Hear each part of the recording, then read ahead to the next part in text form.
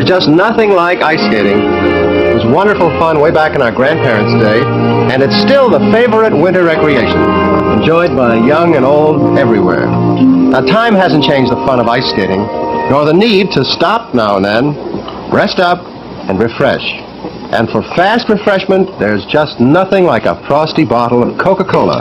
So tangy in taste, so ever fresh in sparkle. Coke has a distinctive flavor that's never been equaled. And the way Coca-Cola brings you back so refreshed, so quickly.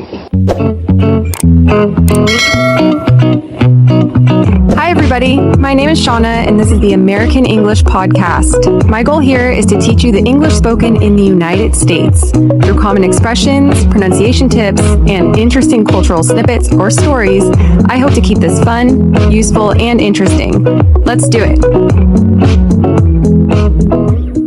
Hi everyone! In that introduction, you heard a snippet from a Coke commercial from the 1950s. The recording was taken from the Discovering History channel on YouTube in a video titled Official Best Coca-Cola Commercials Ever Since the 1950s.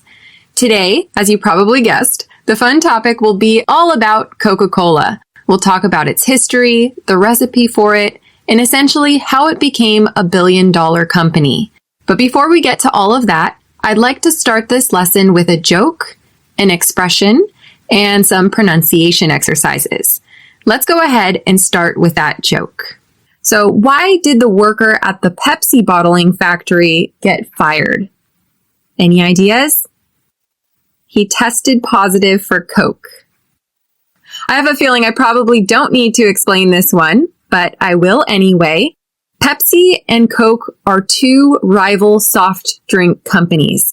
They've had a rivalry for a really long time, actually since Pepsi has been around, so since 1965. And some companies in the US do drug tests on both future hires during the hiring process and sporadically with existing workers. They have the goal of finding those who test positive for drugs. In other words, those who do, in fact, have residual traces of drugs in their blood.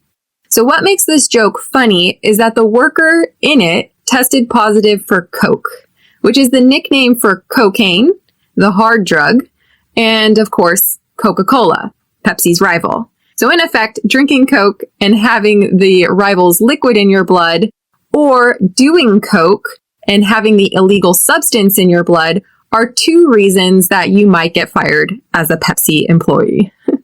All right, so let's hear that joke one more time. Why did the worker at the Pepsi bottling factory get fired? He tested positive for Coke. All right, so let's move on to the expression of the day, which is the last straw. The last straw refers to the last event in a series of frustrating or annoying events that makes you realize that you have no more patience. You're fed up, you've had enough, and you cannot cope with whatever is happening any longer. So for example, a student might annoy a teacher all day long. Maybe the teacher has to reprimand the student and tell him or her to not act up during class. And after the 10th time, the teacher hears the student yelling and thinks to herself, this is the last straw. That last yelling in the back of the class made me realize I have no patience anymore. I am done. I'm going to send this student to the principal's office. So this expression, the last straw, originally came from the final straw or the last straw that broke the camel's back. Let's go through each individual word in this expression, and then I'll tell you some more examples of how you can use it in normal conversation. So, the last straw. The is a definite article, right? It's not a, which is an indefinite article. The last straw means it's a specific straw. Last is an adjective, meaning final, right? And straw actually has two meanings. It can be the thin, hollow plastic tube that you stick inside of a glass or a cup in order to get liquid from a cup or glass into your mouth, right? So you suck on a straw and you suck the liquid up the straw. Straw is also dried grain. It's synonymous with the word hay, right? That you find on farms that cows eat. So let's hear some more examples of this. Example number 1. Imagine that you're a parent of a 5-year-old boy who has more energy than you can handle. And one night you go to dinner with some family friends who also have kids, and all of them sit at the very end of the table. You soon realize that a concentration of children around that age is a recipe for disaster. When they speak too loudly, the parents have to tell them to lower their voices. When they start throwing pieces of food at each other, some of the parents tell them to knock it off, right? To stop it. Everyone's annoyed, and everyone in the restaurant is annoyed. And then you see from the corner of your eye that your son is making a paper airplane and is about to throw it across the restaurant. That's it. You tell him, you throwing this plane is the last straw. This is the event that made me realize I have no more patience. I'm fed up. No dessert nor TV tonight for you after dinner. Example number 2. Imagine that you've been working in the same company for 5 years and you can't stand your boss. You're convinced that your boss feels the exact same way about you because he talks down to you and promised you a raise that he just never gave you.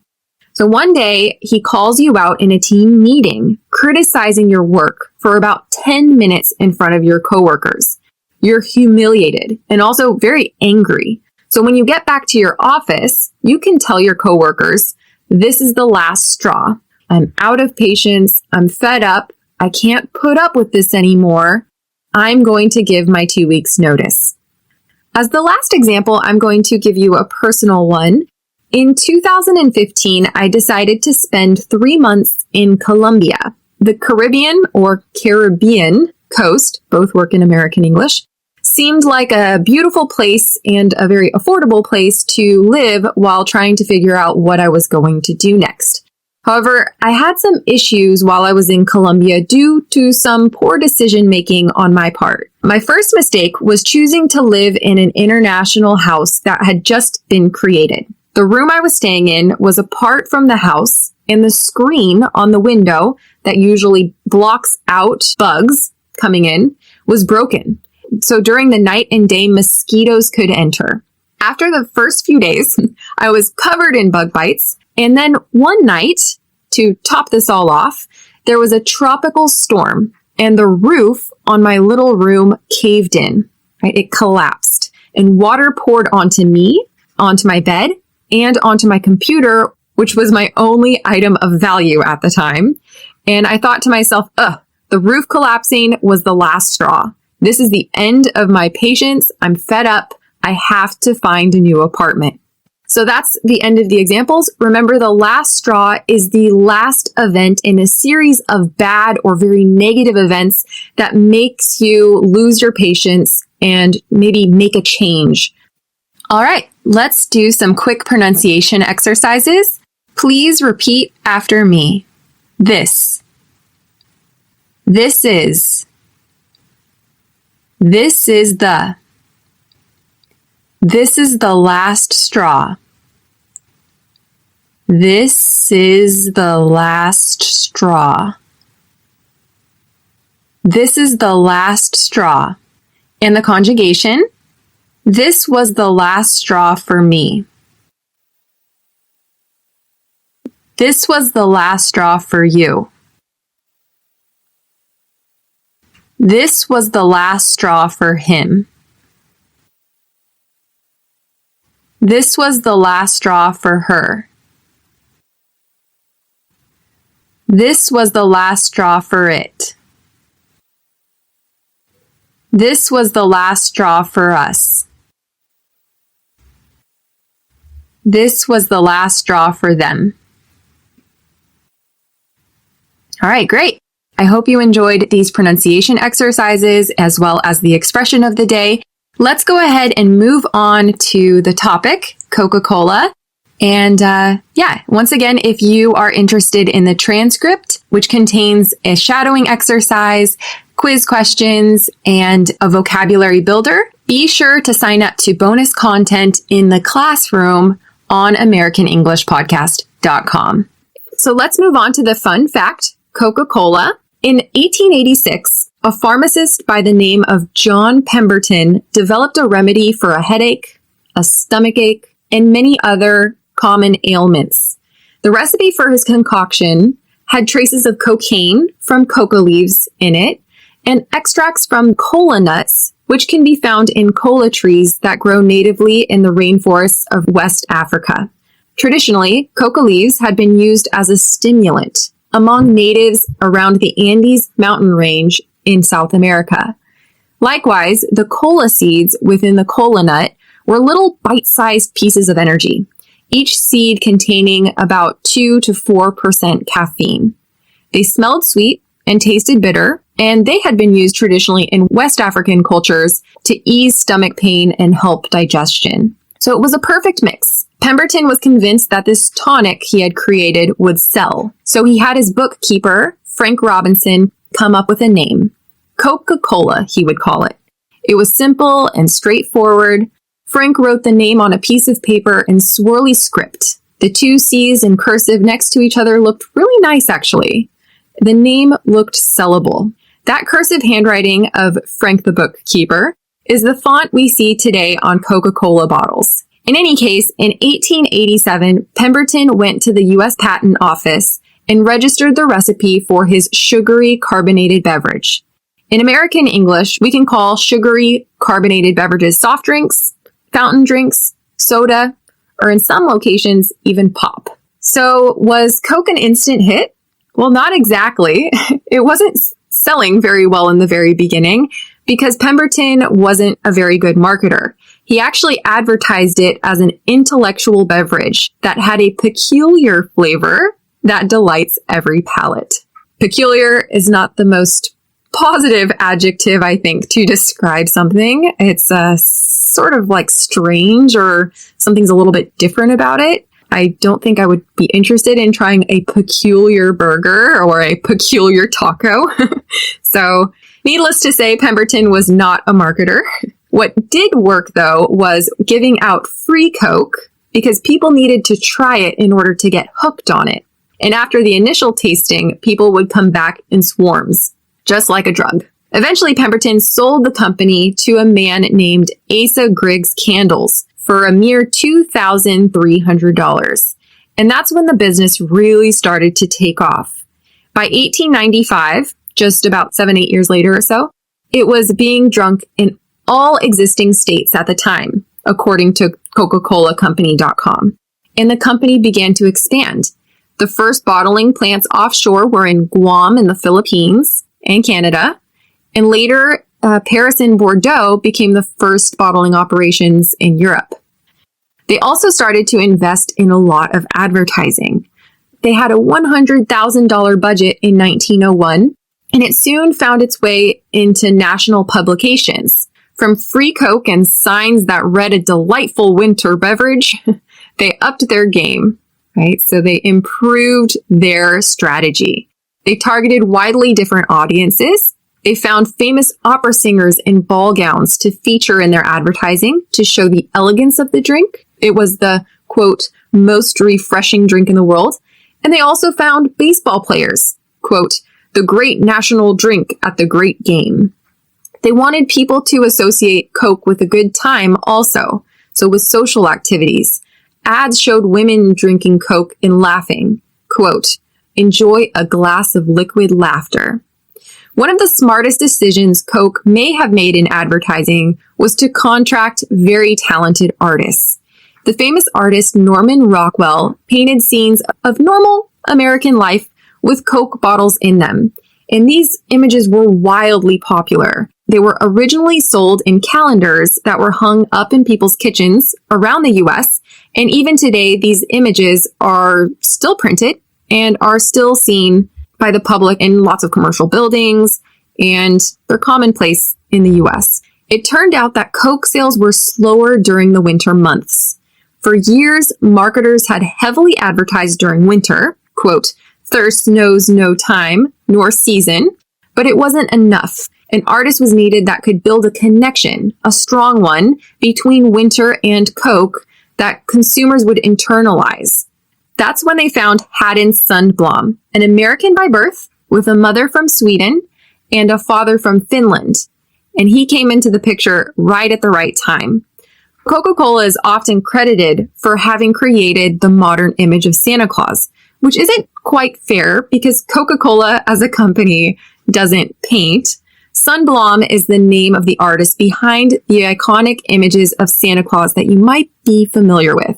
And he worked on these images from 1931 until 1964. His inspiration for Santa's appearance was from the very famous poem by Clement Moore, A Visit from St. Nicholas, which is also commonly called 'Twas the Night Before Christmas. It seemed like the business just got bigger and bigger. To wrap this topic up, I've pulled the most interesting facts and developments of Coke over time. I've also added some hiccups to this mix. A hiccup, you probably are familiar with. It's when you go, right? You hiccup. But it's also a common way to say that there is a small problem or challenge that you are faced with when trying to accomplish a task or a project.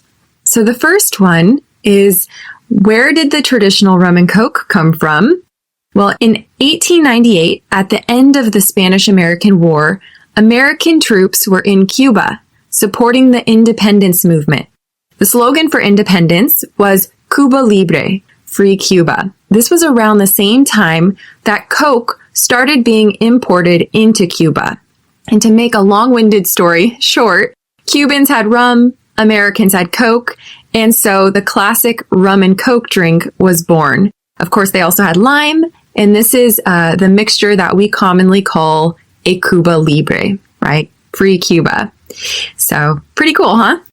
Over time, Coke also became sponsors for the Olympics, for the FIFA World Cups, and a number of professional sports games. They also added a lot of new beverages to their repertoire, such as Sprite, Powerade, Fanta, fruit juices like the brands Simply Orange and Odwalla. They also got a new mascot in 1993, and that's a polar bear. There are also some challenges or little hiccups that they've encountered. One of the main ones being that they had to worry about copycats. A copycat is someone who copies what you are doing, and usually products from copycats in sort of commercial businesses are called knockoffs, right? So if you buy a Louis Vuitton purse, that's $15 and not $500, and it was produced by a sort of underground business, then we would say that it's a knockoff, right? It's not a real Louis Vuitton purse. It's a fake. It's a knockoff. So Coke was worried about Coke knockoffs, copycats that would make the same bottle, the same recipe, etc. So one of their main goals was to make a bottle that was in such a unique shape that people would be able to tell when it was a real Coke bottle. Secondly, they needed to worry about their recipe. So the recipe only changed actually 2 times over the past 150 years. That was in 1904 when cocaine was banned from soft drinks. And so at that point in time, Coca-Cola no longer used cocaine. And also in 1985, when Pepsi hosted a blind taste test with Coke and won. And Coke decided at that point in time that they would change the recipe to make it a little bit sweeter. But the public got so angry that after only 79 days on the market, this new Coke with the sweeter taste went back to its original classic recipe. So what's in the recipe nowadays? There's only speculation, really. According to Coke itself, the contents of the recipe are stored in only 3 locations. One is very heavily secured in a vault in the Museum of Coca-Cola in Atlanta, Georgia. And the other 2 locations are in 2 employees' heads, right? So nobody knows who these employees are. All that is known is that these 2 individuals are never allowed to travel together, just in case something bad happens. For example, if these 2 individuals are on a plane together and the plane goes down, it crashes, then what? Coke also explains that when one of these 2 individuals dies, they need to share the information with one other, with a successor. I don't know how this all works. To be honest, I don't understand how a company with 62,000 workers around the world, and also with slightly different recipes in different countries to appeal to consumers' tastes, can possibly keep a recipe secret. but maybe people just know the ingredients, but not the quantities. I don't know. Anyway, over time, Coke has moved from their uniquely shaped copy-proof glass bottles to steel cans, and then, of course, now to aluminum or aluminium if you're in Britain. And nowadays, Coke is available in more than 200 countries. It is one of the largest corporations in the United States and had an annual revenue of $31.85 billion in 2018. That's it for today. I hope you enjoyed this podcast episode.